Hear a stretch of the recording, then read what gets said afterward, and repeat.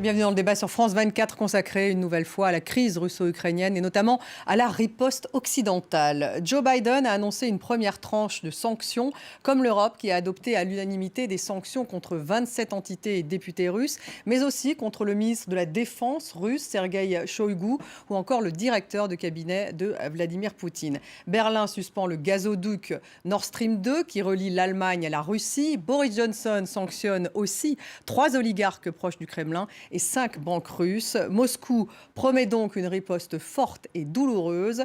Le baril de pétrole, quant à lui, a frôlé les $100. C'est donc une aubaine pour Moscou. Alors, quelle est la force de la riposte occidentale? Ces sanctions seront-elles dissuasives? Quel sera l'effet boomerang sur les économies occidentales?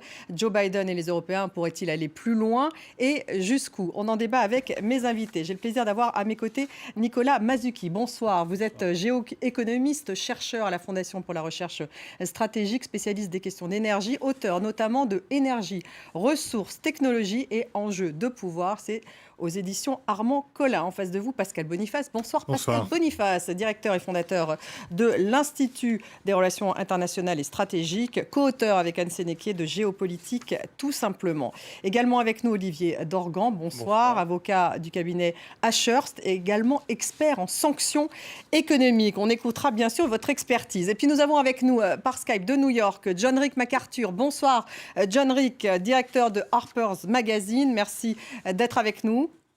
Bonsoir. Et puis bien sûr, on va retrouver à Kiev notre correspondant Gulliver Krag, puisque l'Ukraine, on l'apprend donc aujourd'hui, va déclarer l'état d'urgence. Le président ukrainien salue d'ailleurs la riposte occidentale, les sanctions en l'occurrence. Avant de retrouver Gulliver, on va écouter tout de suite Volodymyr Zelensky, le président ukrainien. La réponse de la communauté internationale à ces crimes doit être décisive, immédiate et forte. L'Ukraine accueille favorablement les annonces d'hier et d'avant-hier sur les sanctions contre la Fédération russe faites par l'Union européenne, les États-Unis, la Grande-Bretagne et le Canada. Nous attendons d'autres sanctions plus fortes.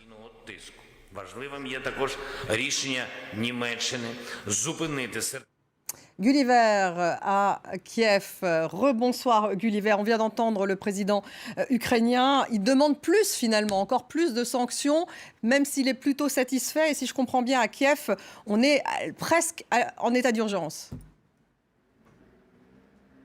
L'état d'urgence doit être confirmé par le Parlement, mais je pense que c'est une formalité. Les députés ukrainiens sont unis en ce moment. Les rivalités politiques ont été mises de côté. Volodymyr Zelensky a dit avoir mené des consultations avec les leaders de tous les partis. Après, c'est un état d'urgence qui met la base juridique uniquement pour des mesures qui pourraient être prises de manière très urgente, mais ce sera cas par cas, région par région. En termes de sanctions, je pense que tout le monde s'accorde à dire qu'on est loin pour le moment de cette vague de sanctions inédites que Joe Biden et autres leaders occidentaux avaient menacé si la Russie attaquait l'Ukraine. Mais il est vrai aussi que pour le moment, on n'a pas confirmation que des véhicules militaires russes ont ouvertement traversé la frontière. Et s'ils l'ont fait, ce serait uniquement pour aller pour le moment dans les régions du Donbass que de toute façon l'Ukraine ne contrôlait pas depuis 2014. Je pense que l'Ukraine s'attend à ce que s'il y a une incursion plus loin en Ukraine, alors cela déclenchera très rapidement des sanctions plus importantes. L'Ukraine est bien sûr plutôt satisfaite de la décision de l'Allemagne de déjà refuser de certifier le gazoduc Nord Stream 2. Symboliquement, cela est très important pour l'Ukraine. Merci Gulliver. Gulliver Krag en direct de Kiev. Pascal Boniface. Alors si on fait un point sur les sanctions, Joe Biden a annoncé des sanctions qui vont donc au-delà, si je comprends bien, de celles de 2014. Blocage de 2 banques russes. Les États-Unis voudraient en fait couper la Russie financièrement du bloc occidental. Les Britanniques, eux, ont annoncé des sanctions contre 3 oligarques proches du Kremlin. Les sanctions européennes, donc il y a effectivement cette non-certification du gazoduc. On va y revenir assez longuement dans cette émission. Et puis également donc des sanctions contre des proches de Poutine. Poutine, ça c'est peut-être un peu inédit, contre le ministre de la Défense russe, Sergueï Shoigu, ou encore le directeur de cabinet de Vladimir Poutine, des sanctions qui ont été mises en place en coordination avec les Américains. Alors est-ce dissuasif ou est-ce timoré ? Dissuasif, non, puisque de toute façon, c'est trop tard. Pour la dissuasion, c'est un peu tardif, puisque Poutine a agi, il a reconnu ces républiques. Bon, l'idée, c'est qu'il n'aille pas plus loin. Est-ce qu'il n'ira pas plus loin parce qu'il y a eu des sanctions, ou est-ce qu'il n'ira pas plus loin parce qu'il aurait plus à perdre qu'à gagner à aller plus loin? On ne le saura jamais. En tout cas, s'il ne va pas plus loin, on pourra dire que la réaction ferme et collective du monde occidental est venue arrêter Poutine qui, selon certains, notamment Boris Johnson et même Biden, voulait aller jusqu'à Kiev. Et donc, ce qui est plus que douteux, très honnêtement, parce que je ne vois pas trop comment Poutine pourrait envoyer son armée jusqu'à Kiev, surtout comment il pourrait occuper et tenir Kiev. Mais donc, on met les sanctions... C'est timoré, donc ? Non, parce que graduée. C'est une riposte graduée. On est quand même pas mal dans la gesticulation en réalité. On prend des sanctions. Pourquoi prend-on des sanctions? C'est quand on ne veut pas faire la guerre. Et personne ne veut faire la guerre contre la Russie. Donc il faut bien faire quelque chose. Si je prends un exemple, ne pas certifier Nord Stream 2, bon, ça n'empêchera pas de le certifier d'ici quelques temps quand la situation sera redevenue plus normale. Mais il était quand même très difficile de continuer à construire ce gazoduc le lendemain de cette décision de Poutine. Donc en fait, on a pris des sanctions qui pourront être levées, qui pourront conserver, mais qui fondamentalement ne gênent pas la Russie. Et surtout, le problème avec le fait de décertifier des banques, etc., le risque, c'est que les Russes construisent un système bancaire international différent du système américain et qu'il continue, Poutine avait déjà évoqué cela au Forum de Valdaï il y a maintenant 3 ans, continue à vouloir travailler à dédollariser l'économie internationale. On va y revenir. Olivier Dorgan, vous qui êtes un spécialiste des sanctions, bien sûr, ce ne sont pas les premières sanctions à l'égard de Vladimir Poutine, à l'égard de la Russie. Est-ce qu'elles vous semblent plutôt mesurées pour l'instant, plutôt quand même exceptionnelles? Est-ce que ça marche, les sanctions? Beaucoup de questions. Elles sont assez structurées et assez logiques. Elles sont logiques parce qu'elles évitent le sujet qui fâche les Européens, le sujet de l'énergie, fondamentalement. Donc, elles s'inscrivent dans une lignée des sanctions qui ont été imposées depuis 2014 par les Européens et les Américains contre la Russie. Ce qui est assez intéressant pour rebondir, c'est effectivement cette notion de préparation de la Russie et les alternatives que la Russie construit déjà depuis 2014 aux sanctions européennes et aux sanctions américaines. En 2014, quand les sanctions ont été imposées par l'Union européenne et par les États-Unis, on a eu une forme de surprise de la part de la Russie. C'était un peu inédit. En plus, on était sur des instruments juridiques qui avaient été un peu raffinés et qui étaient moins brutaux que les instruments juridiques qui avaient été imposés, par exemple, à l'encontre de l'Iran. Là, depuis 2014, dès décembre 2014, Poutine dit « je vais construire un réseau alternatif au réseau SWIFT, je vais me retourner vers la Russie ». Construction d'un gazoduc vers la Chine, construction d'un gazoduc vers la Chine. Et donc, on sent que la Russie, même si elle annonce être publiquement outrée par ces sanctions, n'est pas très surprise et qu'elle s'est surtout préparée. Elle s'est surtout préparée. Joe Biden, en tout cas, a mis en place des sanctions mesurées. On va écouter le président américain. Nous appliquons des sanctions de blocage complètes à l'encontre de 2 grandes institutions financières russes, la VEB et leur banque militaire. Nous mettons en place de vastes sanctions sur la dette souveraine russe. Cela signifie que nous coupons le gouvernement russe du financement occidental. Il ne peut plus lever des fonds auprès de l'Occident et ne peut pas négocier sa nouvelle dette sur nos marchés ou sur les marchés européens. Dès demain et dans les jours à venir, nous imposerons également des sanctions aux élites russes et aux membres de leur famille. Direction New York, John Rick MacArthur. Joe Biden donc, a mis en place ces sanctions mesurées. Il a fait un long discours d'ailleurs hier soir. D'abord, comment est-ce que ce discours a été perçu aux États-Unis? On sait que le Sénat voulait probablement aller plus loin en termes de sanctions. Bien sûr que oui, et les faucons sont ravis, mais ce qui est plus important côté Biden et sa politique électorale, c'est que ça sert comme distraction de ces malheurs d'inflation, sa baisse de popularité dans les sondages, etc. Et en plus, le retrait de l'Afghanistan, qui a été très critiqué de tous les côtés politiques. Donc, Biden s'en sort très bien. Et je pense que pour sa communication dans les prochains jours, il va vraiment marteler sa force la force des sanctions et la force possible militaire sans bien sûr utiliser les forces militaires parce que, comme monsieur a dit tout à l'heure, personne ne veut la guerre contre la Russie. Autre chose, c'est un peu rejouer, revivre la crise des missiles du Cuba. Et c'est un peu la comédie, là. C'est le théâtre de l'absurde, parce que vraiment, ce que font les Américains en ce moment, c'est plutôt symbolique. Il n'y a pas vraiment de force. Mais lors de la crise au Cuba, les deux pays se sont arrangés entre eux en secret pour résoudre la crise. Et je pense que finalement, cette crise sera résolue en secret pour sauver la face des deux côtés. Pour sauver la face. Nicolas Mazzucchi, la suspension du gazoduc Nord Stream 2 par l'Allemagne a particulièrement marqué les esprits. Alors on sait que ce gazoduc relie l'Allemagne à la Russie, c'est 10 ans de travaux, me semble-t-il. Joe Biden fait pression, on peut le dire, sur Olaf Scholz, le chancelier allemand. Alors justement, est-ce qu'il n'y a pas un effet boomerang? Est-ce que les Européens peuvent se passer du gaz russe? Dans quelle mesure finalement la non-certification de ce gazoduc pénalise-t-il Poutine? Comme l'a dit déjà Pascal Boniface tout à l'heure, c'est une non-certification. C'est-à-dire le gazoduc est construit. Pour l'instant, on est véritablement sur un processus administratif que l'Allemagne a décidé de geler, mais qu'elle peut reprendre à tout moment. Et ça aussi, c'est tout l'intérêt de l'Allemagne en ce moment, puisque l'Allemagne est extrêmement dépendante du gaz russe.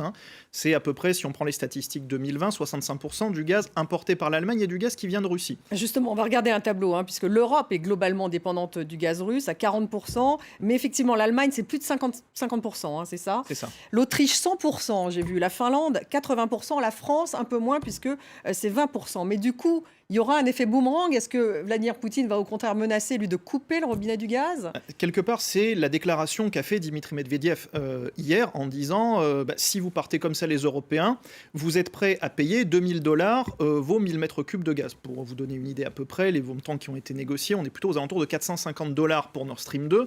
Donc c'est-à-dire que Dimitri Medvedev, en fait, promet d'une certaine manière une augmentation des prix quasiment par 4 ou 5. Mais la question, c'est pas forcément de dire dans sa bouche que c'est la Russie qui va augmenter les prix. Ce qui sous-entend, c'est de dire si vous ne voulez plus de gaz russe, vous irez vous fournir ailleurs. Si vous voulez aller vous fournir ailleurs, à ce moment-là, ça vous coûtera plus cher. La Russie n'a strictement aucun intérêt de son côté à couper les flux de gaz vers l'Europe. L'Europe est son premier client. De très loin, effectivement, il y a un gazoduc qui est en construction entre la Russie et la Chine, mais c'est un gazoduc qui est tout petit en comparaison de ce qui est possible d'exporter vers l'Europe. Et est-ce que ça la met dans l'embarras qu'il n'y ait pas de certification de ce Nord Stream 2, ou alors elle se dit que ça va être remis simplement à plus tard? A priori, c'est plutôt la deuxième option. Pour une raison simple, c'est qu'en l'état, la Russie a déjà une capacité d'exportation théorique, puisque véritablement les tuyaux ne sont jamais remplis à 100%, etc., mais une capacité d'exportation théorique vers l'Europe qui frôle les 300 milliards de mètres cubes annuels. Alors, la Russie n'exporte pas du tout ces volumes-là, mais ça veut dire qu'elle a la capacité dans ses tuyaux existants à augmenter les volumes, donc quelque part à se passer de la capacité de Nord Stream 2 pendant un certain temps. Ça veut dire que les prix vont augmenter, a priori. Les prix de l'énergie, on est un peu sur cette tendance. Quand il y a des tensions géopolitiques, les prix montent augmentent. de toute façon, donc effectivement. Alors de toute façon, les prix étaient en train de monter pour un certain nombre de raisons, qui ne sont pas forcément liées qu'à la géopolitique. La première d'entre elles, c'est le redémarrage très fort de la croissance asiatique qui tire la demande vers l'Asie. Donc ça vous expliquait aussi pourquoi les prix augmentaient en Europe. C'est un système offre-demande. Quand il y a trop de demandes et pas assez d'offres, les prix montent. Et puis la crise ukrainienne, bien sûr, vous le disiez, Pascal Boniface, a priori, ça rajoute une incertitude, donc ça risque de faire encore augmenter les prix, en tout cas de faire en sorte qu'ils restent élevés. Ils restent élevés structurellement, ils étaient quand même à $30-40 le baril il y a quelques mois, on était à 90 la semaine dernière, on est à 100, peut-être que d'ailleurs la montée n'est pas terminée, et tout ceci pour le plus grand plaisir de Vladimir Poutine, puisque 75% de ses recettes d'exportation viennent du pétrole et du gaz. Donc les sanctions ou l'atmosphère, un petit peu de sanctions, l'atmosphère lourde, quelque part profite indirectement à la Russie et à Poutine. Mais pénaliser les oligarques, Pascal Boniface, est-ce que c'est pas ça qui peut justement agir sur l'esprit de Vladimir Poutine? Alors, pendant le très ministre longtemps, de la Défense, oui. Par exemple, fait partie des sanctions. Il y a les sanctions personnelles, peut-être qu'ils vont plus avoir le droit de se déplacer, etc. Mais je doute qu'ils aient envie de venir sur la Côte d'Azur prochainement. Oui, mais geler leurs avoirs, par exemple. Geler leurs avoirs, effectivement, notamment simplement Londres qui a très longtemps appelé tous les capitaux des oligarques, mais quelqu'un comme Abramovich, par exemple, qui est très emblématique, le propriétaire de Chelsea qui a joué hier, ça fait longtemps qu'il a un peu diversifié et qu'il n'a pas mis tous ses œufs dans le panier londonien. Donc ces oligarques ne sont pas tombés de la dernière pluie, ils commençaient déjà à sentir que les choses allaient, qu'ils étaient des cibles, et ils ont déjà rapatrié une partie de leurs avoirs. Et je ne sais pas si Londres ira jusqu'à bloquer les avoirs qui leur restent de façon... Il peut y avoir des interdictions de déplacement. Abramovich a moins facilement les visas pour venir à Londres qu'il n'avait auparavant. Mais une fois encore, c'est quand même pas ça. Disons que, et Poutine a dit lui-même, entre l'intérêt de sécurité, donc il parle les Russes, entre mes intérêts de sécurité et le fait qu'il puisse y avoir quelques sanctions, la balance du plateau n'est pas du tout égale. Olivier Dorgan, mais est-ce qu'il y a un moment où ça marche tout de même les sanctions? Parce que écoutez Pascal Boniface, bon, il est très dubitatif. Surtout quand elles sont qu'occidentales. C'est ça le problème. C'est que les Occidentaux se comportent encore comme s'ils étaient le monde entier. Ils ne sont qu'une partie du monde. Et on parle de sanctions internationales. Non, ce sont des sanctions occidentales. Le reste du monde ne sanctionne pas la Russie et la Russie trouvera des alternatives. Vous êtes d'accord, Olivier Dorgan? Elle va trouver des alternatives. La Russie, ce n'est pas l'Iran, par exemple. Les stratégies de contournement sont plus simples. Plus que de contournement, je pense à la préparation. Je reviens sur cette idée. La Russie se prépare depuis 8 ans. Effectivement, je suis tout à fait d'accord avec vous. On a tendance à parler de sanctions internationales. Ce sont des sanctions américaines, britanniques, européennes, canadiennes, australiennes éventuellement, mais ce sont des sanctions occidentales. Et donc aujourd'hui, la Chine, par exemple, n'a aucun intérêt à imposer des sanctions contre la Russie en miroir. Donc de fait, les entreprises chinoises n'étant pas soumises ni au droit américain, ni au droit européen, ni au droit britannique, pourront très bien continuer à commercer avec les entreprises russes. Et c'est ce sur quoi Vladimir Poutine, me semble-t-il, mise en se... Mais la Chine investit aussi en Ukraine, donc elle est un peu gênée par ce conflit. Elle est gênée d'un point de vue diplomatique, mais elle n'est pas gênée d'un point de vue juridique. Et sur ce point, les Américains se sont frottés à essayer d'imposer des sanctions à des entreprises chinoises qui contrevenaient aux embargos américains. Je pense qu'on a tous en tête le cas emblématique Huawei. Et pour autant, on a bien vu que, in fine, les Chinois ont réussi à s'extraire de cette extraterritorialité du droit américain et qu'ils n'ont absolument aucun souci à s'extraire complètement de la portée extraterritoriale des droits européens et américains. Donc il faudrait aller beaucoup plus loin. Il faudrait que les sanctions soient mondiales, qu'elles soient plus fortes. Donc là, on est vraiment, je dirais, dans une première étape à vous écouter. Nicolas Marzouki, pour la France, il y a aussi un effet boomerang. Alors, il pourrait y avoir un effet boomerang si on reste sur la question des sanctions, parce qu'on a quand même un certain nombre d'entreprises, là je parle du domaine énergétique, qui sont exposées à la Russie. Soit parce qu'elles travaillent en Russie, soit parce qu'elles travaillent directement dans le domaine souverain avec la Russie. On pense à Total pour le gisement de Yamal, pour donc l'importation de gaz naturel liquéfié depuis la Russie. On pense à Engie qui est dans le consortium Nord Stream 1 et Nord Stream 2, là aussi, mais aussi de manière, j'allais dire, un petit peu plus lointaine. On a vu justement le rachat annoncé par le président Macron de l'ex-branche énergie d'Alstom General Electric qui fabrique les turbines Arabelle. On se rappelle du président face à ces grandes turbines. Eh bien, il faut savoir que ces turbines, elles sont aussi utilisées dans les centrales nucléaires russes qui sont en construction aujourd'hui. Donc, toute sanction qui viendrait à toucher de manière directe ou indirecte le système énergétique russe pourrait avoir des répercussions sur des entreprises françaises. John Rick MacArthur, on sait que c'est Joe Biden qui a forcé la main des Allemands pour qu'ils suspendent justement ce Nord Stream 2. Est-ce qu'il pourrait aller aussi loin, Joe Biden, que justement de priver la Russie du système SWIFT? Parce qu'on en a beaucoup parlé, et si effectivement on débranchait la Russie du système SWIFT, on leur coupe le système international des transactions financières, là ça pourrait être envisagé par Joe Biden, il pourrait aller aussi loin alors que ça pénaliserait aussi les Occidentaux. Pourquoi pas? Mais quand on parle d'oligarques russes, il y en a plein chez nous, aux États-Unis comme à Londres. Alors, il va falloir qu'il avance prudemment parce qu'on ne veut pas déranger les banques, on veut pas déranger la grande finance. Mais pour gagner des points dans la com, etc., Biden ira très très loin parce qu'il est en bas dans les sondages. Et c'est un peu parallèle avec la crise politique de Boris Johnson. Il est en très mauvais état à cause de ces histoires de fêtes chez lui. Pardon, il y a des bruits là que j'entends. En tout cas, il est en crise politique.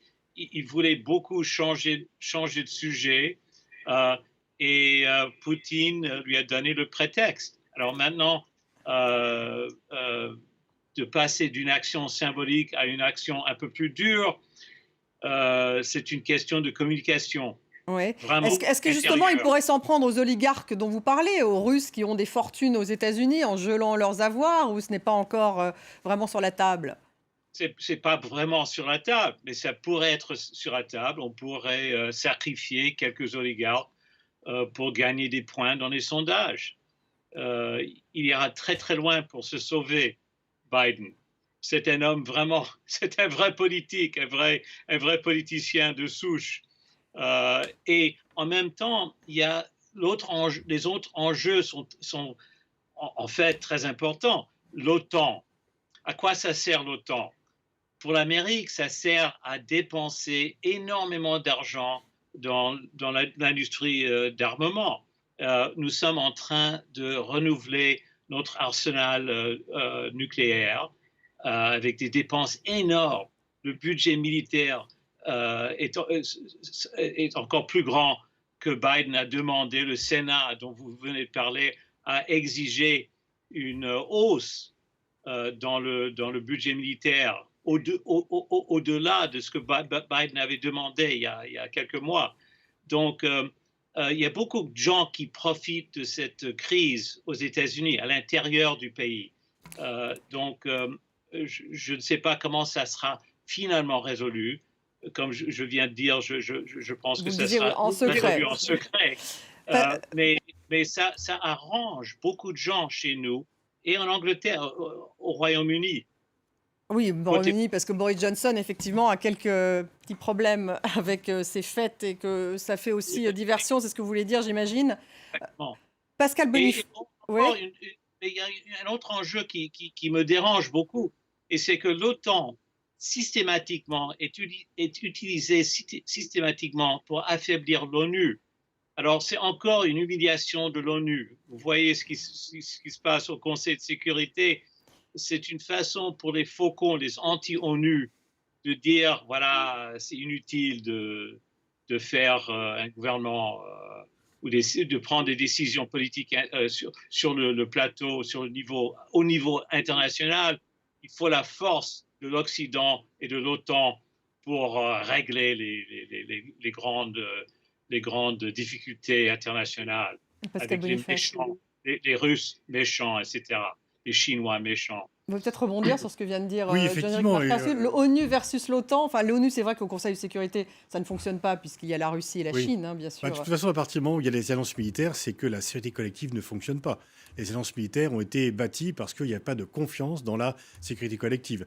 Mais je suis tout à fait d'accord avec monsieur, c'est qu'il va y avoir une montée des dépenses militaires. Effectivement, Biden qui voulait réduire très légèrement les dépenses militaires américaines, qui sont quand même de 740 milliards de dollars.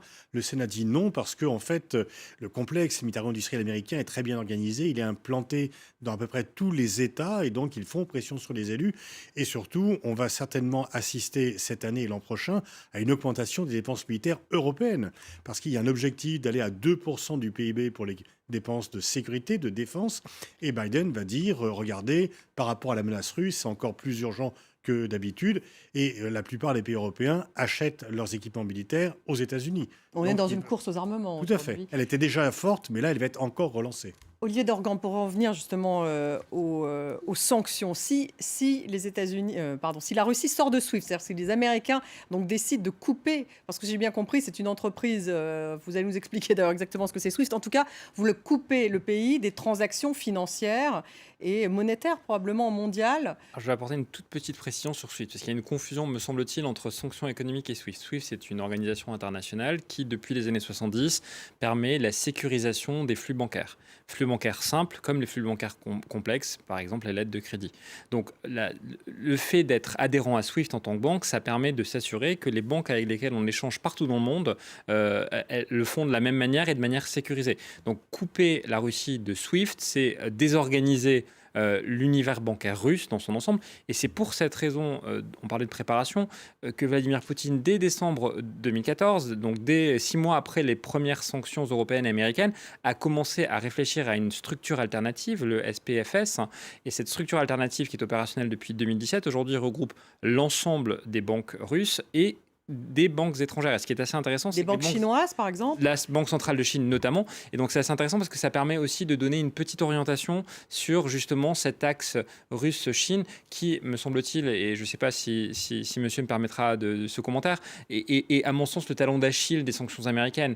Les sanctions américaines, les Américains ne sont pas liés comme les Européens par la question énergétique. Les Américains, par contre, n'ont pas non plus intérêt à imposer des sanctions qui soient vraiment très fortes par peur de renforcer cet axe Moscou-Pékin et au détriment de la relation commerciale assez exécrable entre les États-Unis et la Chine depuis maintenant près de 6 ans. Donc il y a Mais d'un point de vue financier, vous dites l'alternative existe à cette sortie de SWIFT, parce qu'on disait qu'en matière énergétique, ce n'était pas encore tout à fait le cas, parce que ça met du temps avant de construire un gazoduc. En revanche, ce système SWIFT parallèle, si je puis dire, fonctionnerait si effectivement on sortait la Russie des transactions donc. Il existe, il n'a pas été mis à l'épreuve à grande échelle, donc potentiellement on verra si les mois qui suivent feront ce canal alternatif être le canal privilégié des banques. Peut-être un autre point sur l'impact financier, et vous le disiez très justement, la Russie se préparant, les capitaux étrangers ont été rapatriés pour une grande partie en Russie, les investissements russes ont été excessivement diversifiés pour ne pas se rendre vulnérables à un seul espace économique. Et le dernier point, et qui est un point, me semble-t-il, vraiment très important, c'est le poids de la dette russe qui a été considérablement diminué. L'idée de Biden, c'est justement de faire en sorte qu'il ne puisse plus se financer sur les marchés financiers. La dette russe, c'est 15% du PIB. Ouais. C'est rien. Donc en fait, la question de la dette pour les États-Unis, pour l'Union européenne, c'est crucial. Mais pour la Russie qui se prépare depuis 6 ans ou 7 ans, c'est un non-sujet. Donc on est là vraiment pour le coup dans de l'annonce purement politique. Et c'est pour ça, me semble-t-il, même dans le communiqué de l'Union européenne il y a quelques heures, qu'on ne met pas vraiment en avant cette question de la dette, parce que finalement, la question de la dette... La dette est faible. La dette russe oui, Poutine, depuis longtemps, a remboursé sa dette. La Russie n'a pas de déficit commercial, n'a pas de déficit budgétaire. En plus, ils ont construit leur budget sur un baril à $40, il est à 100, donc ils ont des réserves. Ils avaient déjà des réserves de 620 milliards de dollars avant le début de la crise. Donc, en fait, ils se sont préparés depuis longtemps à cela, au fait que... Comme là, vous présentez Vladimir Poutine comme un vrai calculateur qui a préparé justement de futures sanctions, qui a... Oui, il s'est peut-être trompé sur certains points, notamment, je pense qu'il n'a pas anticipé combien il allait perdre l'Ukraine, combien il allait resserrer les liens entre États-Unis et Europe, mais le fait qu'il puisse y avoir des sanctions qui fait que la Russie se prépare et qu'elle prenne son indépendance par rapport au bloc occidental, ça c'est fait depuis longtemps. Nicolas Mazzucchi, qu'est-ce qui pourrait faire mal à Vladimir Poutine aujourd'hui? Il y a beaucoup de choses qui peuvent faire mal à Vladimir Poutine aujourd'hui. Ce qui pourrait lui faire mal, c'est là où, à mon sens, les Américains et de manière plus globale, les Occidentaux n'iront pas. Énergie, matières premières. Pour une raison simple, on disait tout à l'heure, les États-Unis ne sont pas exposés à l'énergie russe. Mais par contre, les États-Unis sont très exposés aux matières premières. Aussi, il faut toujours avoir en tête que la Russie, on parlait tout à l'heure de l'Iran. La Russie, contrairement à l'Iran, c'est un exportateur de gaz, de pétrole, de charbon, d'uranium, de technologies énergétiques, de la quasi-totalité des métaux stratégiques, et c'est le premier exportateur mondial de blé. Donc même si vous n'êtes pas exposé au gaz et au pétrole, par rapport à la Russie, et ce qui est le cas des États-Unis, les États-Unis sont très exposés dans leur industrie aux métaux stratégiques russes. Et ça, c'est très compliqué là aussi. On parlait du complexe militaro-industriel américain tout à l'heure. Ça peut être des choses très difficiles à faire passer, notamment sur un certain nombre d'items très particuliers qui sont le platine et le palladium, dont on sert par exemple pour faire des piles à combustible, économie de l'hydrogène, ou le titane de qualité aéronautique qui est absolument indispensable pour fabriquer des avions. Là aussi, ça peut être difficile d'aller pour les États-Unis sanctionner dans ce domaine-là. Finalement, c'est l'Europe qui est la plus vulnérable, si je comprends bien. On l'a vu en 2014. En 2014, après l'annexion de la Crimée, qui était d'ailleurs quand même un acte beaucoup plus répréhensible que la simple reconnaissance de république autoproclamée qui existait déjà. Mais après l'annexion de la Crimée par la Russie, les États-Unis ont poussé les Européens à prendre des sanctions, ils les ont prises, mais ce sont les Européens qui ont été vraiment les victimes, puisque les États-Unis... Pourquoi est-ce que les Européens ne se préparent-ils pas mieux, alors, Pascal Boniface? Parce qu'ils sont dans un statut de dépendance stratégique volontaire à l'égard des États-Unis, ils n'ont pas l'autonomie stratégique, ils réagissent un peu par habitude en disant on ne peut pas se séparer des États-Unis, encore moins en période de crise. Et donc, il y a une sorte d'automaticité un peu des décisions. Si les Américains demandent des sanctions, les Européens n'osent pas aller à contre-courant. Ils vont les prendre et ils vont se sanctionner eux-mêmes. L'économie française... avec Nord Stream. Et en même temps, l'Union européenne dit qu'elle a mis en place... Avec la filière agricole française, nos producteurs de porc, nos producteurs de lait ont très largement souffert. La Russie était très fortement importatrice avant 2014. Elle est désormais exportatrice. Donc en fait, les sanctions, souvent, sanctionnent aussi ceux qui les prennent. Pourtant, il y a un mécanisme de compensation de l'Union européenne. En tout cas, c'est ce qu'ils ont mis en avant. Ça ne va pas suffire, ce mécanisme de compensation? Alors, globalement, quand même, quand vous tirez une balle dans le pied, même si vous vous soignez un peu après, ça vous fait mal. Donc en fait, les États-Unis, c'est 1% de leur commerce qui va avec la Russie. Les Européens ont une part de leur commerce beaucoup plus importante pour des raisons géographiques, historiques. Donc il est beaucoup plus facile pour les Américains de dire il faut prendre des sanctions parce que ce n'est pas eux qui en payent le prix. John Rick McCarthy, vous peut-être rebondir là-dessus. Ce qui est intéressant, c'est comment justement Joe Biden voit-il ce rapprochement entre la Russie et la Chine? Si je comprends bien, on voit bien sur ce plateau que ça fait un moment qu'ils sont ensemble dans un certain nombre de décisions énergétiques, mais aussi monétaires et financières. Comment Joe Biden voit-il cette alliance entre les deux, qui s'est encore renforcée d'ailleurs à l'affichage, en tout cas aux Jeux Olympiques de Pékin? C'est peut-être une menace à la commerce chinois-américain dans ce sens-là, mais je ne vois pas les Chinois qui vont prendre le côté ou défendre la Russie. Ce qui est gênant dans tout cela, c'est la question du Taïwan, parce que là, c'est quand même une question très sensible chez nous, et j'imagine qu'il y a les faucons qui conseillent Biden en ce moment, qui disent un rapprochement chinois-russe est dangereux parce que si on permet les Russes d'envahir, entre guillemets, l'Ukraine, ça pourrait encourager les Chinois d'envahir le Taïwan. Je ne sais pas si si ça fait partie de la stratégie chinoise, mais c'est quand même, je peux vous assurer qu'il y a des gens qui essaient de faire peur à Washington et de répandre l'idée qu'une alliance chinoise et russe pourrait mener à une invasion du Taïwan. Ça pourrait encourager les Chinois.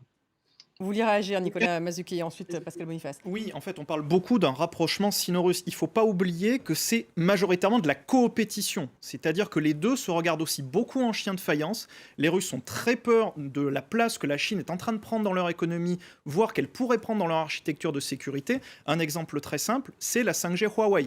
La Russie a été obligée d'accepter la 5G Huawei, mais c'est un vrai dilemme de sécurité pour elle dans le contrôle des données et le contrôle numérique qu'elle veut avoir sur son territoire. Donc c'est une relation qui est tout sauf sans nuage. Pascal Boniface. Il y a une limite au rapprochement sino-russe, parce que bien sûr les Chinois, ne serait-ce que pour contrer les Américains, vont venir au secours de la Russie, dire qu'il n'y a pas de sanctions. En même temps, reconnaître des sécessionnistes, les Chinois n'aiment pas beaucoup, parce que c'est quelque chose qui, pour Taïwan, c'est vraiment important. Et puis il y a aussi le fait... Donc ils étaient un peu plus discrets aujourd'hui, après justement avoir soutenu Vladimir Poutine, me semble-t-il. Disons qu'ils ont quand même des problèmes au Xinjiang, ils ont des problèmes au Tibet, ils ont des problèmes avec Taïwan, et donc le fait de pouvoir reconnaître des entités séparatistes, c'est contraire. C'est-à-dire pour les mêmes raisons que Erdogan a critiqué la décision russe, alors qu'il est généralement proche de Poutine, parce que lui, c'est un problème kurde et qu'il n'aime pas que l'on reconnaisse des entités sécessionnistes. Mais en même temps, à Taïwan, certains disent, à force de dire que les Russes vont venir à Kiev, à force, ça fait 2 mois qu'on dit qu'il y aura un coup d'État, qu'il y aura un gouvernement fantoche à Kiev, le jour où il y aura de vraies menaces chinoises sur Taïwan, plus personne ne croira personne.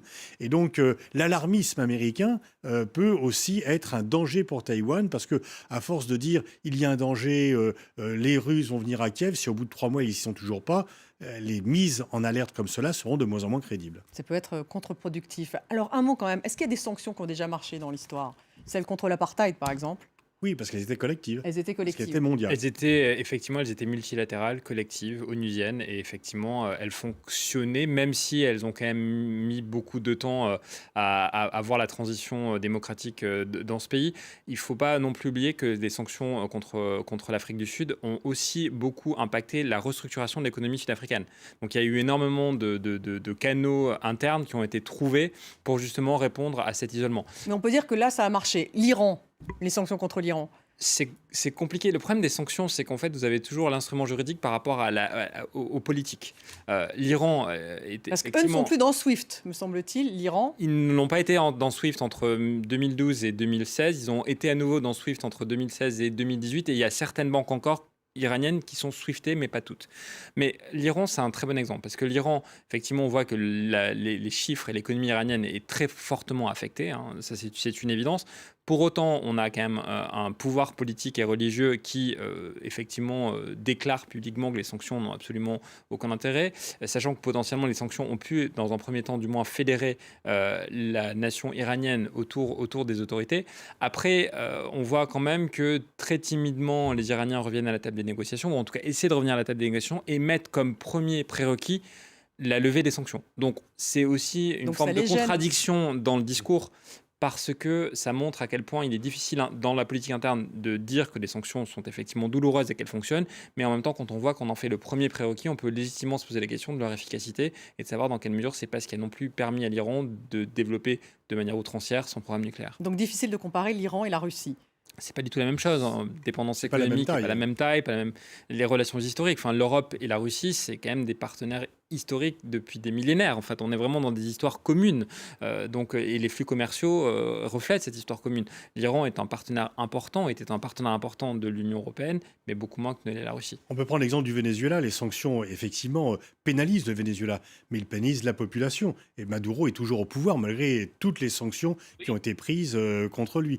Donc très souvent, quand même, les sanctions sont plutôt à destination de l'opinion publique du pays qui prend les sanctions pour dire, regardez, on fait quelque chose, on ne se laisse pas faire. Mais très souvent, c'est plutôt la population qui souffre et le régime, lui, il est épargné par les sanctions. Le fait que sa population souffre, très souvent, c'est vraiment pas sa préoccupation première. C'est quand même des régimes très autoritaires et les régimes s'en sortent. Il n'y a pas pour l'instant de régime qui soit tombé sous le coup Sauf l'apartheid, quand même, l'Afrique du Sud. Ça, c'est le seul qu'on puisse... Et alors là, il y avait une décision des Nations Unies. Oui. Effectivement, c'était global. John Rick, vous voulez... John Rick MacArthur. Justement, je voulais juste très vite ajouter, il y a des sanctions, il y a des sanctions. Et les sanctions qu'on a flanquées contre l'Irak et Saddam Hussein ont fait crever de faim des milliers de personnes. Qui a tué des enfants. C'était l'horreur pendant l'époque de l'ère Clinton. Mais ça n'a pas fait tomber Saddam Hussein. Alors, il faut faire des distinctions entre sanctions. Il faut faire des distinctions entre sanctions. Bon, alors, un petit mot de conclusion, Nicolas Mazzucchi. Donc, les prix de l'énergie, a priori, vont augmenter, vont rester élevés. J'allais dire, bien malin qui pourra vous le dire. Donc toi. Voilà. A priori, comme effectivement, on est dans une situation géopolitique tendue, on est dans une situation d'offre faible par rapport à une demande élevée, a priori, les prix devraient continuer à augmenter, surtout qu'on est dans une période d'instabilité et d'insécurité des marchés, et c'est ce que les marchés détestent le plus. Pascal Boniface, donc ça veut dire que le pouvoir d'achat va revenir dans la campagne présidentielle française pour ramener un petit peu le sujet. Oui, et on est dans une période longue de tension. Je ne crois pas qu'il y ait une guerre, je ne crois pas que les Russes aillent à Kiev, mais le fait qu'il y ait un règlement qui permette un peu de revenir à une période plus calme n'est pas pour demain. Olivier Dorgan, un avis là-dessus ? La vraie question, c'est pour moi, ça sera la sortie des sanctions, parce qu'on ne le dit pas suffisamment, les sanctions européennes ont une durée qui est annuelle et qui est renouvelée par décision unanime des 27 États membres. Je me pose la question de savoir ce qui se passe si Poutine ne va pas plus loin que les régions indépendantistes. Est-ce qu'on conserve les sanctions ? Est-ce qu'on les maintient ou pas ? Pour moi, l'enjeu assez rapidement va se poser sur la question de la survie des sanctions une fois cette crise passée. La survie des sanctions. John Rick MacArthur, un mot de conclusion ? Très vite, ce que je regrette dans tout cela, c'est le manque de débat sur la raison d'être de l'OTAN. Il y a 30 ans, il y a des gens bien qui disaient peut-être c'est le bon moment de désamorcer l'OTAN ou même de le liquider. À quoi ça sert l'OTAN ? Là, il a retrouvé une vie, l'OTAN, on peut le dire, dans cette crise. Oui. Alors, on fait revivre, on ranime l'OTAN sans comprendre vraiment pourquoi. À quoi ça sert ? Est-ce que c'est vraiment un système pour contourner ou pour empêcher une invasion de l'Europe par la Russie? C'est absurde. Ça, c'est encore une question. Donc, vous conclurez avec cette question. Merci beaucoup, John Rick MacArthur, d'avoir été avec nous en direct de New York. Merci, Pascal Boniface. Merci à vous, Olivier Dorgan. Merci, Nicolas Mazzucchi. Et puis, merci à vous tous de nous avoir suivis. Vous restez avec nous sur France 24.